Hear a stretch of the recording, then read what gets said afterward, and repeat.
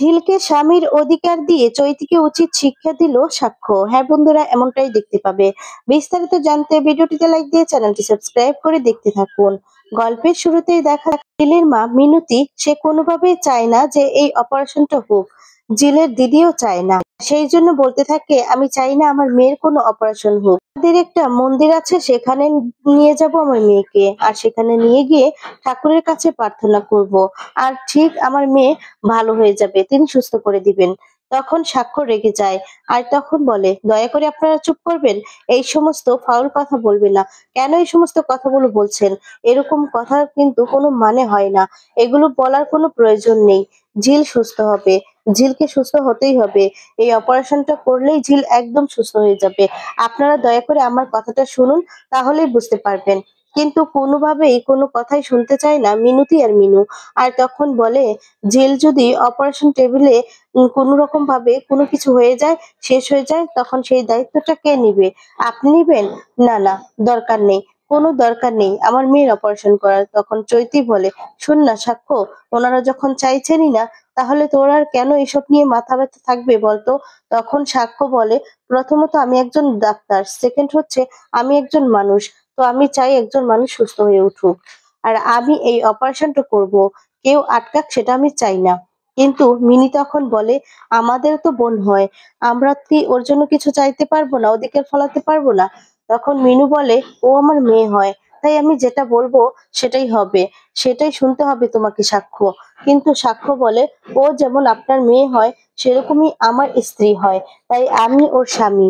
আমি যখন বলছি অপারেশনটা হবে, তাহলে হবে, আপনি চাইলেও আটকাতে পারবেন না। জোর গলায় যখন বলে যে ও আমার স্ত্রী, আমি ওর স্বামী, এটা শোনার পর তো চোখ দিয়ে জল পড়তে থাকে মিনুর। আর তখন এদিকে চৈতি চোখ দিয়ে জল পড়তে থাকে, আর বলে, সাক্ষ্য তুই এটা কি বললি? আর তখন বলে, আমি এটাই বলছি যে অপারেশনটা খুবই জরুরি, কারণ অপারেশনটা না হলে ঝিল কখনোই সুস্থ হতে পারবে না, আর অনেক বেশি রিস্ক থাকবে। তাই একবার যদি ও সুস্থ হয়ে যায়, তাহলে আমার আর কোনো চিন্তা থাকবে না, কিন্তু আমি এই রিস্কটা নিবই। আর তখন বলে, ও যদি সুস্থ হয়ে যায় তাহলে আমার কোনো আর চিন্তা থাকবে না, এর জন্য এই রিস্কটা নিব। ঝিল তখন বলে, কিন্তু আপনি যে রিস্কটা নিতে চাইছেন, তাতে যদি সত্যি কোনো বাড়াবাড়ি হয়ে যায়, তখন কি হবে?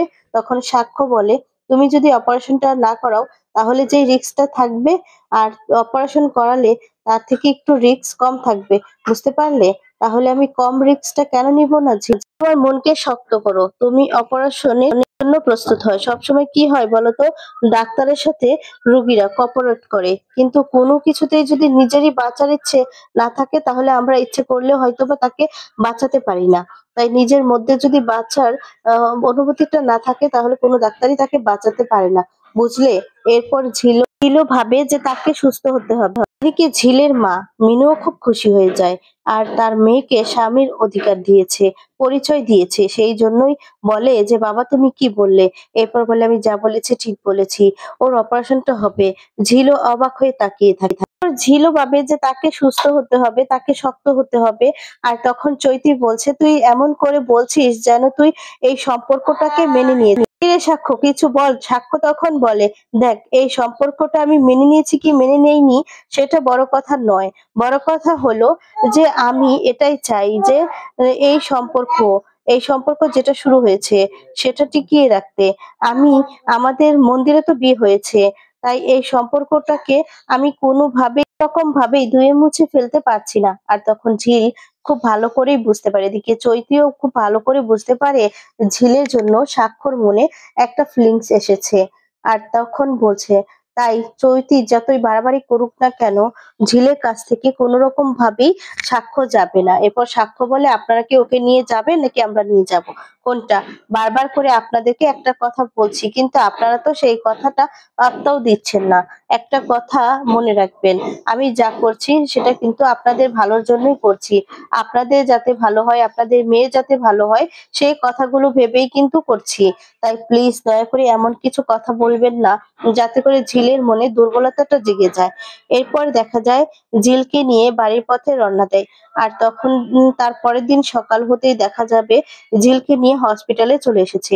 এরপর হসপিটালের বেডে শুইয়ে দেয়, আর বলে, আজকে তো তোর অনেক টেস্ট হবে, অনেক অপারেশনের জন্য অনেকগুলো অপারেশনের জন্য টেস্ট হবে। সত্যি কথা বলতে খুব টেনশন হচ্ছে।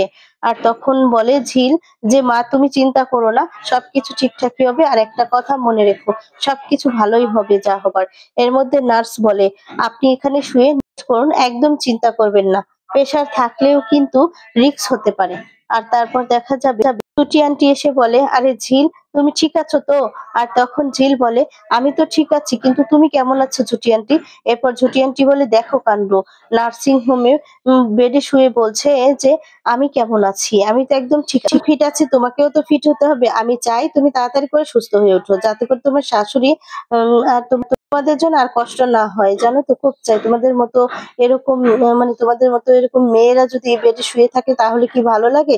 দেখতে একদমই ভালো লাগে না।" তখন জিল বলে, "আমি তো খুবই চেষ্টা করছি আর জানি না কি হবে। সত্যি কথা বলতে টেনশন হচ্ছে।" তখন জুটি আন্টি বলে যে, "টেনশন করো না। তুমি যদি টেনশন করো তাহলে প্রেশার বাড়বে, আরো কিন্তু কষ্ট হবে। আর তখন সমস্যা হতে পারে।" এরপর এদিকে দেখা যাবে এখন মনে, মনে তো স্থির করেই নিয়েছে আর তখনই হসপিটালে আসছিল। এরপরে ঝিলে যারা বান্ধবী ছিল তারা পুজো দিতে যাচ্ছে। তখনই সাক্ষ্য দেখতে পায়। দেখতে পেয়ে তখন গাড়ি থেকে নেমে যায়। নেমে তখন দেখা যাবে সাক্ষ্য ঝিলের বান্ধবীদের কাছে যায়। আর এদিকে দেখা যাবে ঝুঁটি আন্টি ঝিলকে বোঝাতে থাকে। এরপর দেখা যাবে অন্যদিকে ঝিলের বান্ধবীদের কাছে গিয়ে তখন জিজ্ঞেস করতে থাকে যে, "আরে তোমরা এখানে?" আর তখন বলছে, "হ্যাঁ, ওই আরকি। ঝিল তো অসুস্থ, তাই ঝিলের জন্য আমরা পুজো দিতে এসেছি।" আর তখন বলে, "বুঝতে পারছি। ঝিলকে তোমরা খুব ভালোবাসো, তাই না? ঝিল অসুস্থ বলে তোমাদের মন খারাপ। দেখবে ঝিল একদম ঠিক হয়ে যাবে। তোমরা টেনশন করো না। পুজো দিয়েছো, দেখবে সবকিছু ঠিকঠাক বলে এদিকে ঝিলের বান্ধবীরা যে ফুলগুলো নিয়ে ঝিলের কাছে যাচ্ছে। আর তখন বলে, "কিন্তু কালকে অপারেশন তো কালকে, আজকে যাচ্ছ কেন?" এরপর বলে, "আসলে কালকে তো আমাদের কাউকে ঢুকতে দেবে না, তার জন্যই আজকে যাচ্ছি প্রসাদ নিয়ে।" আর তখন দেখা বলে, "আজকে প্রসাদ খাওয়াতে যাচ্ছি, আসলে কালকে কি আর আমাদের প্রসাদ খাওয়াতে দেবে? আজকেই তো তাই প্রসাদ খাওয়াতে হয়।" আর তখন বলে, "তোমরা ভয় পাচ্ছ কেন?" তো বলে, "আপনিই তো বলছেন যে অপারেশনটা কঠিন।" তখন বলে, "কঠিন আবার কি? সব অপারেশনই কঠিন। দেখো অপারেশনের পর তোমাদের বন্ধু ভালো হয়ে যাবে। টেনশন করো না। তোমাদের যা চেহারা হয়েছে।"